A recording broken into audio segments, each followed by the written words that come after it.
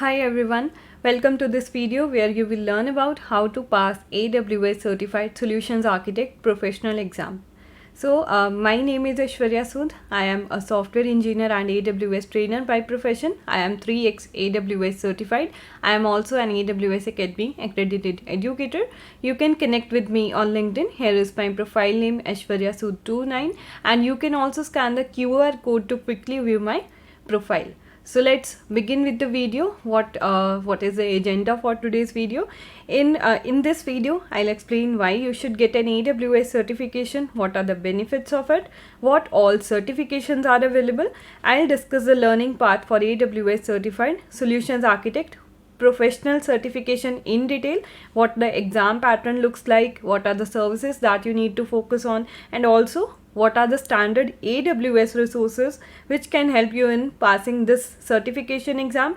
I'll discuss a few sample questions and the strategy to understand each question and find the accurate answer in the given time.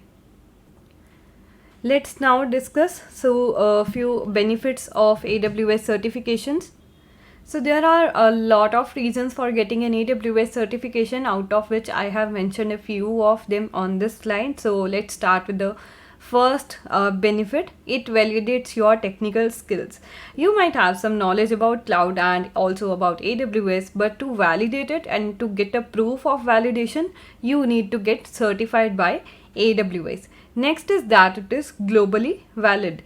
An AWS certification is globally valid, which means it will be accepted and valued all around the world equally, and it also boosts your profile. Because an AWS certification is valued by employers all around the world, as it shows your dedication and expertise in the AWS domain. And also, cloud computing is a highly demanded skill these days because of the rise in the cloud adoption by the majority of the businesses, and moreover AWS leads the cloud market, and that's why it will add a lot of value to your resume and it will eventually increase the visibility of your resume.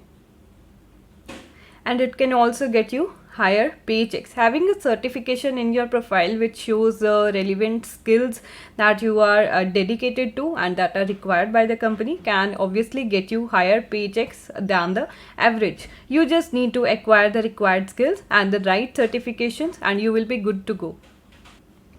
And once you are AWS certified, you will be eligible to join AWS LinkedIn community, where AWS certification achievers can view and connect worldwide AWS certified professionals and receive multiple worldwide event or AWS conferences invites, study material, practice exams, launch announcements to be prepared for the further AWS projects or certification exams. Also, once you are AWS certified, you will also be eligible to participate in the AWS Subject Matter Expert program. Subject matter experts are an important part of the exam development process. So just think, now you are just preparing to take the certification, and later you will be preparing the questions for that certification exam, and other people will be taking that exam, right? So that's an amazing thing. And apart from these benefits, there are so many other benefits, like you will get discount vouchers for your next certification. You will also get access to the official AWS certified merchandise store and many more things. And obviously a cool badge like this, AWS certified solutions architect professional, which you can flaunt on your LinkedIn profiles. Let's now discuss how many and which AWS certifications are available. So the certifications are categorized into 4 levels based on the difficulty, and there are 11 unique certification types. Our focus here is on the solutions architect professional certification, which is like advanced level of certification, and it's one of the top IT certifications all around the world. So let's look a little more details about this certification on the certification website itself. So here you can check out more details about this certification. So what it validates the ability to design, deploy and evaluate applications on AWS within diverse and complex requirements. And since this is a professional level of exam, this is recommended that this is for the individuals with two or more years of hands-on experience designing and deploying cloud architectures on AWS. But it is not mandated that you should have 2 or more years of hands-on experience, maybe a little experience, but you have more knowledge. That can also be fine, but make sure you are thorough, you have a thorough understanding of the concepts that are covered in this exam.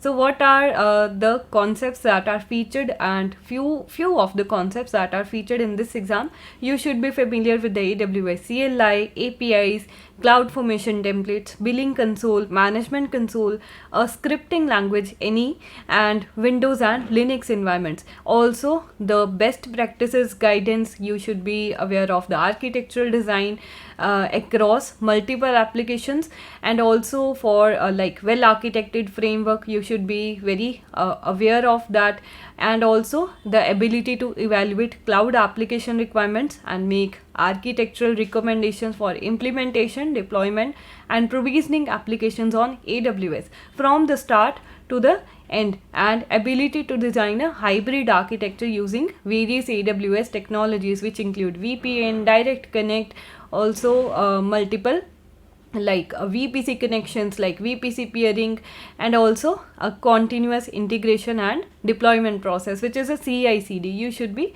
aware of this as well. And the cost of this exam is $300. You can also take a practice exam worth $40. This is optional, and the length will be 180 minutes, and also the format 75 questions. So we will discuss more about the exam blueprint and multiple other things later in the presentation. So let's get back to the slides now.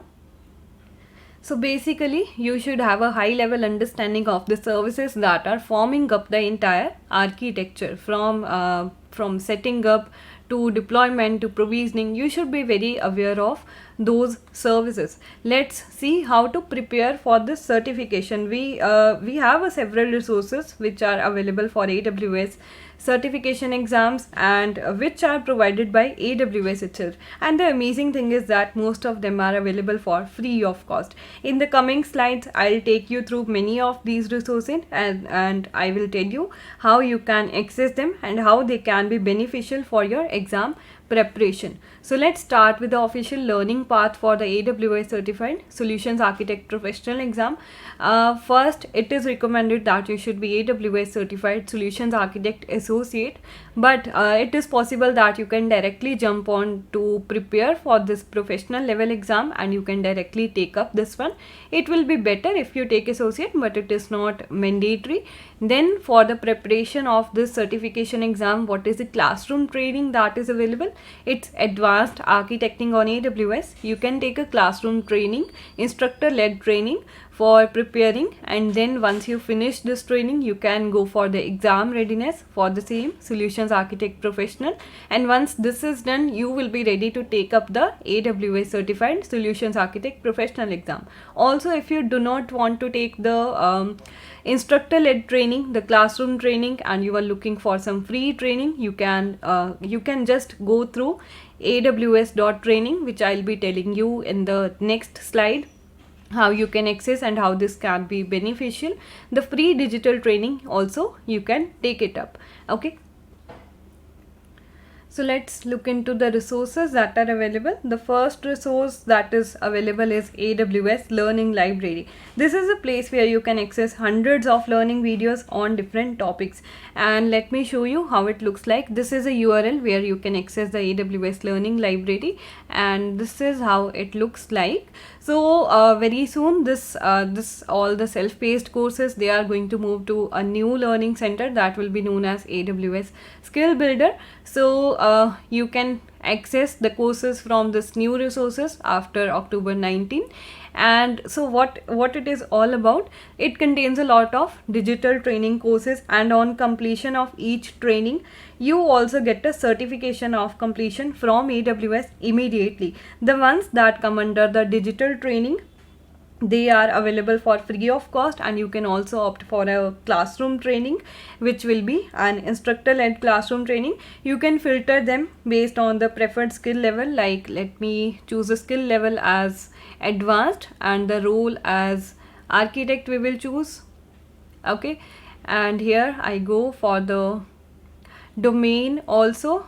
architecting, and here I go for the language. Also I can select English. So you can see these are the classroom trainings and also the exam readiness course that is available. So if you just remove some of the filters, you will be able to watch more. Like, let me just remove the domain from here and just the role I have given and the skill level I have given. So there are many courses that are available. You can access all of them. Many of them, as I told you, the ones that come under digital training, they are available for free of cost, and you will be getting a certificate of completion after finishing each one of them. They are some of short duration, some of like long duration, like 45 minutes, 30 minutes, also 2 hours, 4.5 hours for exam readiness. Okay, so for professional level certifications, exam readiness courses will be like 3 to 4 hours, so you can access that as well. So this is about learning library. Let's look into the next resource that will be available. So next is the AWS self-paced labs. Let me show you how it looks like. So this is a URL where you can access the self-paced labs, and this is how it looks like. In order to get hands-on experience on AWS, you can use a self-paced labs that are provided by AWS. They provide a complete step-by-step guide for each lab, giving you a chance to practice various use cases and real-world scenarios. Okay, you do not even need to have your own AWS account in order to perform these labs. Many of these are available for free. You can check them out from here. Okay, a lot of labs are available for free itself, and you can try it on your own. So all the step-by-step guides, each and every step will be given. Okay, and this is like you do not even need to have your own AWS account. Okay, so this is a very helpful resource because hands-on experience, hands-on practice cannot be replaced by any other thing, right? So the next resource that is here is FAQs. This resource includes the most frequently asked questions about all the services that are offered by AWS, and you can browse through these FAQs to find the answers to commonly raised questions of any level, especially if you are new to AWS and require more information about each service. Let me show you how they look like. So this is a link for accessing FAQs, and this is how it will look like. You can browse through FAQs of any service that is available.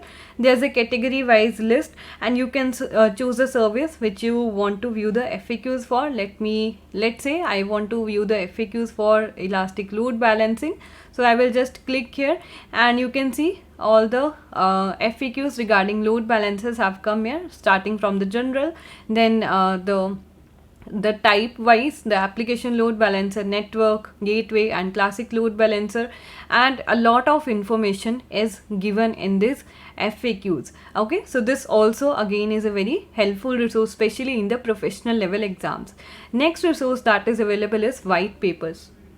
So you can access the white papers through this URL. Let me show you how they look like. So if you need more comprehensive information about various solutions that are implemented on AWS, reference architecture diagrams, reference material, etc., you can browse through this resource, the AWS white papers, which includes all of this technical information, which is authored by AWS and the AWS community. You can see Oracle databases, strategies for migrating Oracle databases to AWS, and what else, AWS Q&A bot, and streaming media lens with the AWS well architected, and also Amazon MSK, migration guide, MLOps framework, and hybrid fraud detector engine. Multiple topics are there, right? You can just filter them based on your requirement, and you can browse through all of these white papers. It includes a very comprehensive information about each solution that is implemented on AWS. Let's look into the another resource. The next one is AWS documentation, which again is a very powerful and useful resource that is available. So let me show you. You can access the documentation through this link. Okay, docs.aws.amazon.com, and you will be redirected to this one. Okay, so here are like if you want user guides, you want developer guides or tutorials for any service on AWS, you can check out the documentation for that AWS service, which will give you guidance for implementing various solutions on AWS. So let me show you. Let's say I want to see the documentation for S3. So I open Amazon S3 documentation and I open user guide. You can check out the S3 Glacier as well. So it starts with the basics itself, like what is Amazon S3, the concepts that come into it, some storage classes, all the concepts that come into S3, the important concepts will be there. Then getting started, a simple getting started guide will be given there. Then few more tutorials will be given for different cases and working with buckets, working with objects. Then in detail explanation of all of these components will be given ahead. Okay, so you can check out this amazing resource. This will help you both in preparing for the theory as well as for the practical things. Okay, let's check what is the next resource that is here. Next is events and webinars. Okay, so you can expand your knowledge on AWS by attending various events and webinars which are organized by AWS frequently on various topics. This is a link. Just type aws.amazon.com/events and you will be able to access all the events and webinars that are scheduled. Okay, so reinvent is there, awesome day is here, and also just browse down and just say looking for a specific AWS event, search here and you will be able to explore all the AWS events that are there. So you can select you want in-person events or you want online events or you want on-demand events. Okay, so let's say I say online events and I say AWS certification, exam readiness, and I select the Asia Pacific for me. And also what else I can select, the advanced level I can select, and I'll be able to see, I can see the exam readiness workshops that are there, that are scheduled for the AWS Certified Solutions Architect Professional. Okay, this is how you can attend a live class for the Certified Solutions Architect Professional exam readiness by AWS itself. So just you need to do these things, and apart from exam readiness also there are a lot of other webinars which you can attend and increase your knowledge of AWS. So let's check the next resource that is available. It is the exam guides and the sample questions. Before you are starting to prepare for any exam, please go through the exam guide of that particular certification. It includes the blueprint of the exam pattern, the passing marks, the domains covered and their distribution in the exam, and other important details about the exam.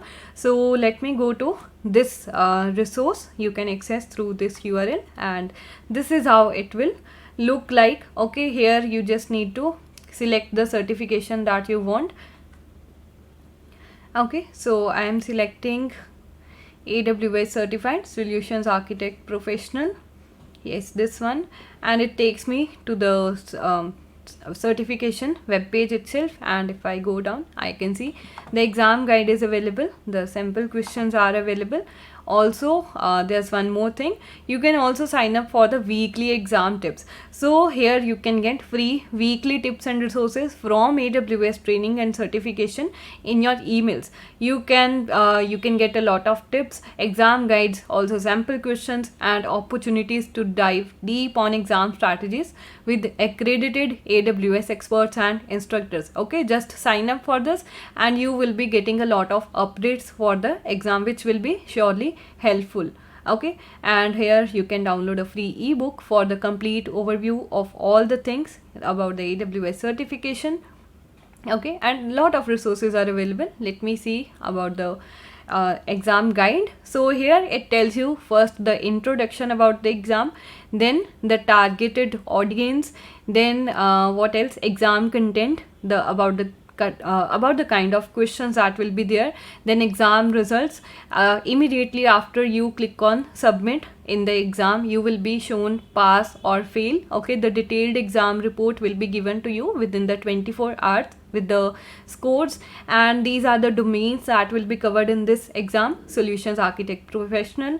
You can see a detailed explanation of these domains, and then apart from this appendix, all the services and features that can come into the exam.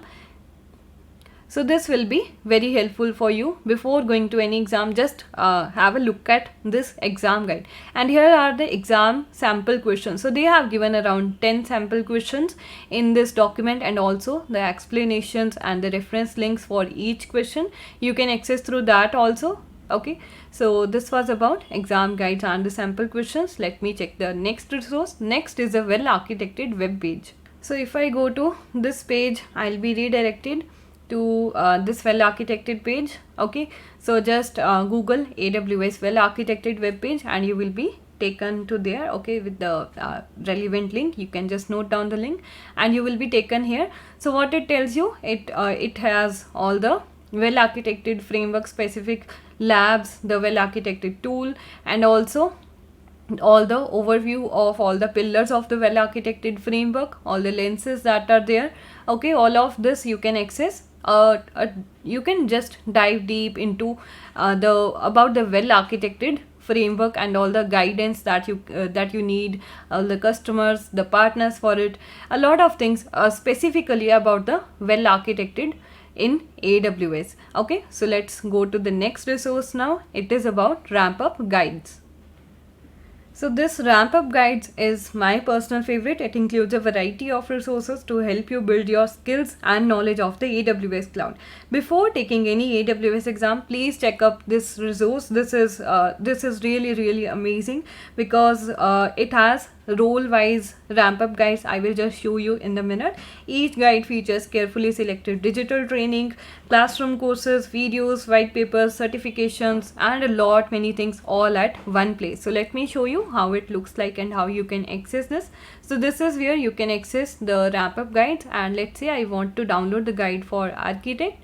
So it will take me to this document, and all the self-paced resources, all the classroom trainings, everything that I was just telling you till now, every link is given at one place here. Okay, the training that are relevant for preparing for this certification exam, and also for increasing your knowledge about the well architected framework, about every domain. Okay, about the self-paced labs, which labs you can take for preparing before this certification, and then about the exam resources where you can schedule your exam, where you can find the sample questions, and a lot many things where you can register for the exam readiness for the solutions architect professional, and the guide for the solutions architect professional. Lot many things are given here. Okay, so this is a very helpful resource. Just go to this resource and you will be taken to all other resources automatically because all the links are given here. So let's go back to the slides now, and let me tell you the services that you need to focus for preparing for this exam. As you can see on the slide, I have put a lot of icons for different services. So the services, the FAQs, and the white papers that you need to focus on, some of them include auto scaling, elastic load balancing, AWS Elastic Beanstalk, web application hosting in the AWS, and then migrating AWS resources to a new region, and then Amazon VPC, in-depth knowledge you require, EC2 systems manager knowledge you require, and CloudFormation, all the CloudFormation template, and the sections that come in the CloudFormation template, then database migration service or DMS, and server migration service or SMS, and Amazon EC2 in detail. Then well architected framework, for sure you need to have knowledge about that. Then web application firewall, and also shield for the security purposes. Then Amazon S3, all the Snowball devices, direct connect, you need to know AWS CI and CD services, also the AWS organizations. So these services that I just told you, these are like many of the services that you need to know, but there will be a few more. So you need to have in-depth knowledge of these services because you are going to take up a professional level exam. Okay, so let me tell you about the exam blueprint a little bit now. So there are going to be either multiple choice or multiple response questions. Multiple choice in the sense you will be having 4 to 5, basically four options or 5 options will be there, out of which you have to select a right choice, and multiple response, that means you will be getting 5 to 6 responses, 5 to 6 options there, out of which there will be multiple options correct. You will be asked to select 2 or 3 right options, so you have to select the best possible option. Then the total marks for the exam are 1000 marks, and the questions will be 75 questions, and 750 marks out of 1000 are passing marks, and you will get 180 minutes to finish 75 questions of the professional level. Okay, and now let's discuss a few sample questions. I will tell you how to understand each question and how to answer that accurately within the given time. So here comes the first question. A web hosting company has enabled Amazon Guard Duty in every AWS region for all of its accounts, and you must create an automated response to high severity events. How should this be accomplished? So let us first of all understand this question by finding the keywords in the question. Keywords are very important. If you find the keywords from a question, it will be very easy for you to find the accurate answer for that question. So for this presentation, I have highlighted the keywords. Okay, so you have got the keywords that Amazon Guard Duty is enabled, which is a threat detection service that will continuously monitor your AWS accounts and also the workloads for any kind of malicious activity, and also delivers a detailed security findings for visibility and remediation. Okay, next is you must create an automated response. Okay, you need to have something automated and to the high severity events. So how do you capture them? How do you automate the responses? This is what you need to find as a solution. So let's go through the options. First option says create rules through VPC flow logs that trigger an AWS Lambda function that programmatically addresses the issue. So here, okay, AWS Lambda seems quite fine for the automated responses, but let me check the other options also. Configure AWS Trusted Advisor to trigger an AWS Lambda. No, Trusted Advisor is a recommendation service. Okay, it just gives you the recommendations on the best practices in after checking your AWS account resources. So this is not relevant in the given scenario. So we can skip the B option. C option is create an Amazon CloudWatch events rule that triggers an AWS Lambda function that programmatically addresses the issue. This seems quite better. Okay, but let me review the D option as well, because A we have kept on hold. Configure AWS CloudTrail to trigger an AWS Lambda function that programmatically addresses the issue.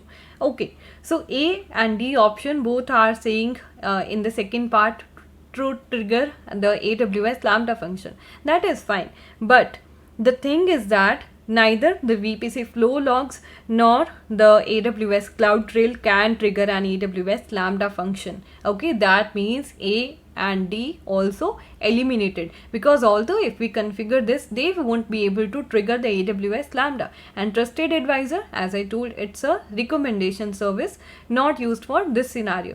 What we are left with? We are left with C. CloudWatch events rule we can set, which can trigger AWS Lambda, which can automatically address the issue. So this is a correct response for the first question. Let's move to the next question now. A team is building an HTML form hosted in a public Amazon S3 bucket. The form uses JavaScript to post data to an Amazon API gateway endpoint. The endpoint is integrated with AWS Lambda functions. The team has tested each method in the API gateway console and received valid responses. So which combination of steps must be completed for the form to successfully post to API gateway and receive a valid response? So let's look into the keywords first for this question. What I have got as the keywords, a team is building HTML form and it is hosted in the public S3 bucket. Okay, that's fine.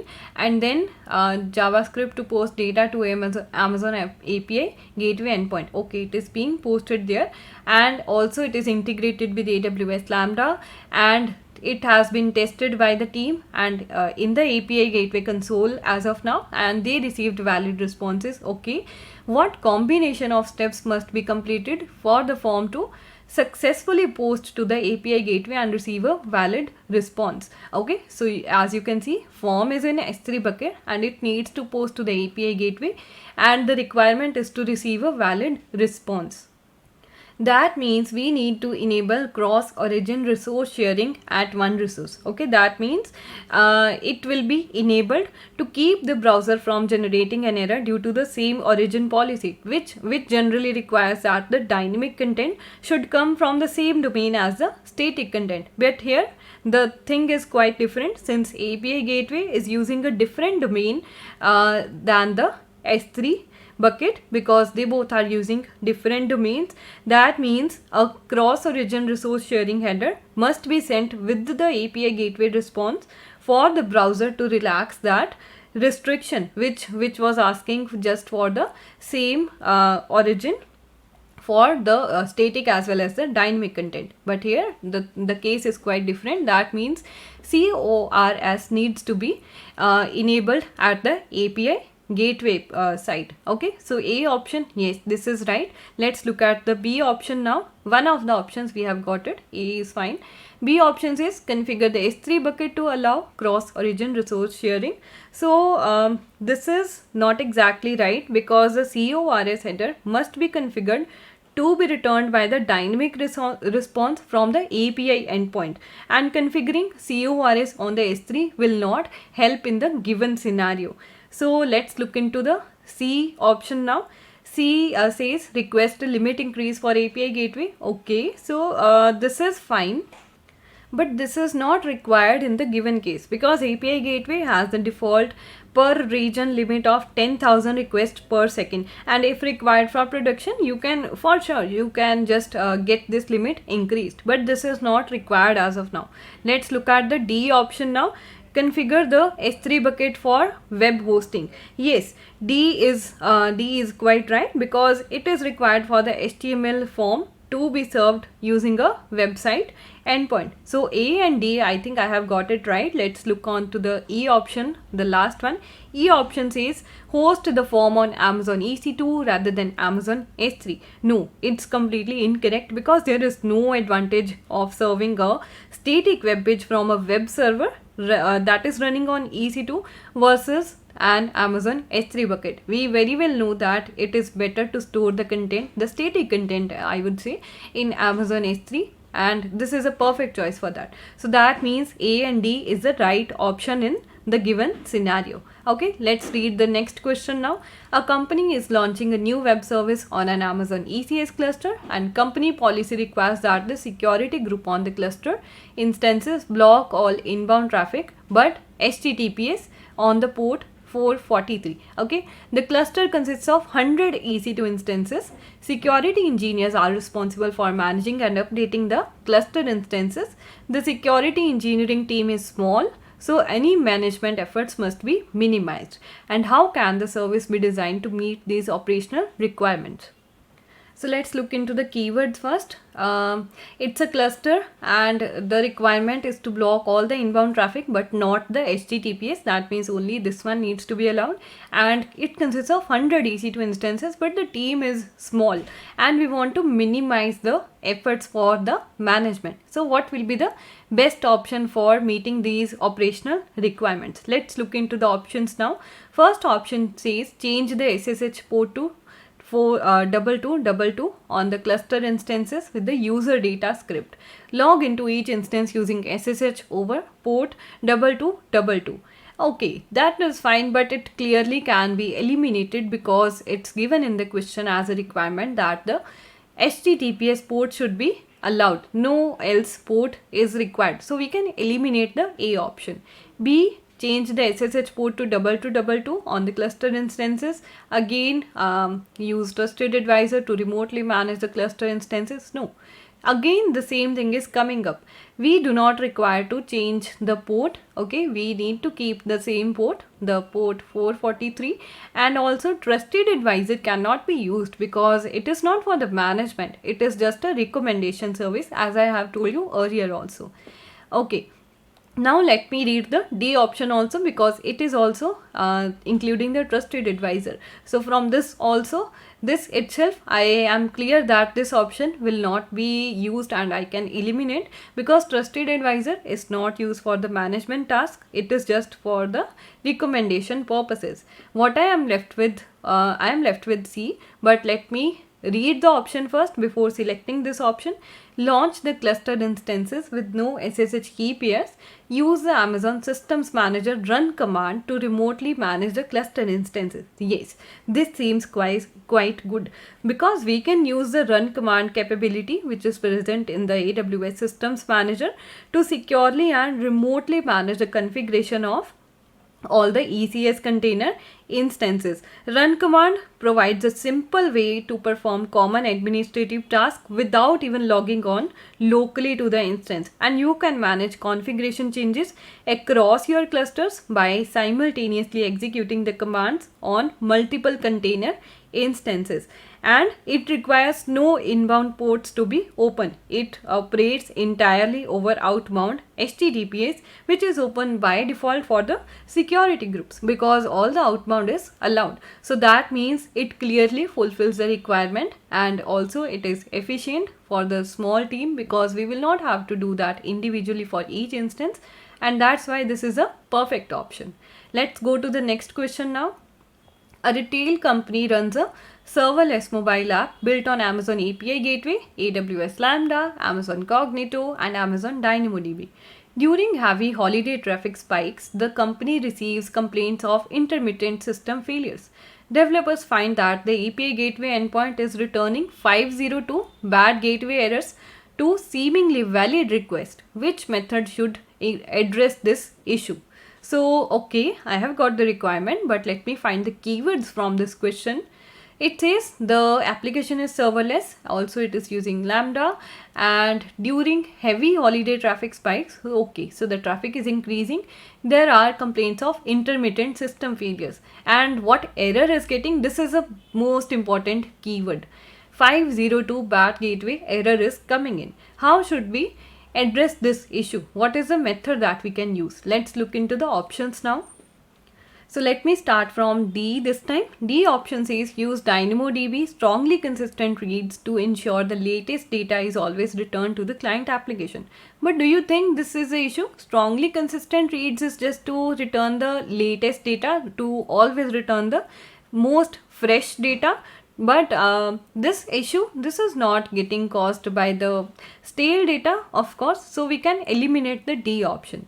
C option says shard users to Amazon Cognito user pools in multiple AWS regions to reduce user authentication latency. Okay, but this is incorrect, because the error occurs when calling the API gateway endpoint and not during the authentication process, right? They have mentioned that. The error is not something with the authentication, it is with the API gateway endpoint. Okay, so this is C and D, both are eliminated. B says configure notification alerts for the limit of transactions per second on the API gateway endpoint and create a Lambda function that will increase this limit as needed. So in this case, API gateway will return a 429 error for too many requests and not a 502 error. If there are so many requests coming in, that will cause the 502, it will not cause the 502, but it will cause a 429 error. Too many requests error it will generate. So B, C and D, all of them are eliminated. That means A will be the right answer, but let me read and understand this first. Increase the concurrency limit for Lambda functions and configure notification alerts to be sent by Amazon CloudWatch when the concurrent execution metrics approaches the limit. Yes, this seems correct, because the the 502 errors will be generated, will be returned intermittently by the API gateway if the lambda function exceeds the concurrency limits. So that means if we increase the concurrency limit, that will just solve the issue that is there, okay, because it is 502 bad gateway error. So we should know what is this error, okay, how this can be solved, and many of this kind of questions you can find in the exam, okay. So let's move to the next question now. It is that, so it is saying your company XYZ needs to store some documents which will be accessed by an application frequently for the first 4 months, but very infrequently or rarely after that time. But these docs should be retained for 10 years, after which they can be deleted. Which of the following is the most cost effective solution? So yes, we have got the keywords. We want to store some documents, general documents, and they will be accessed frequently for the first 4 months and infrequently after that, and they should be retained for 10 years, after which they can be deleted. So they are mentioning the exact life cycle of the documents that needs to be stored. So let's look into the options that are there. Store these docs in the Amazon RDS database. I don't think that storing the documents in the RDS database, no, that's not possible, and we have to look for the cost effective solution. So this is completely eliminated. Second option says store the docs in Amazon S3 standard and set a life cycle policy to move the docs to the S3 Glacier after 4 months and delete them after 10 years. This seems quite relevant, but let me read the other responses as well. Store the docs in Amazon S3 standard and create a lambda function that will move the docs from S3 standard to S3 Glacier and delete them after 10 years. Till this point, this is fine, but why to create a lambda function? I already have the functionality of lifecycle rules in S3 that is available, readily available. Why should I create a lambda function? So C is eliminated, A and C eliminated. Store the docs in an encrypted EBS volume and create a cron job to delete the docs after 10 years. No, this is not feasible, and also we have to select the most cost effective solution. That means D also is eliminated. We can select the B, okay. It will be stored in S3 standard for the first 4 months, and after 4 months they will be moved to the S3 Glacier, and then after 10 years they will be deleted. All of this will be happening automatically, and this is the most cost effective solution that is available out of all the given options. So this was about the questions that some sample questions about the Solutions Architect Professional exam.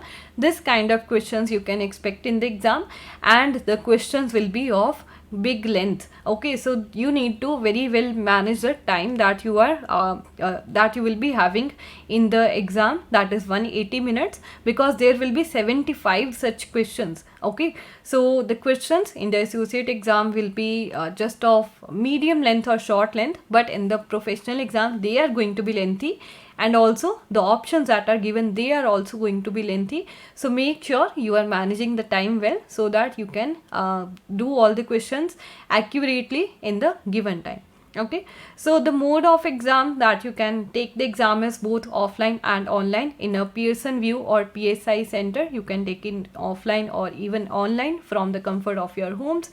And to schedule your exam, you can visit this website, aws.training/certification.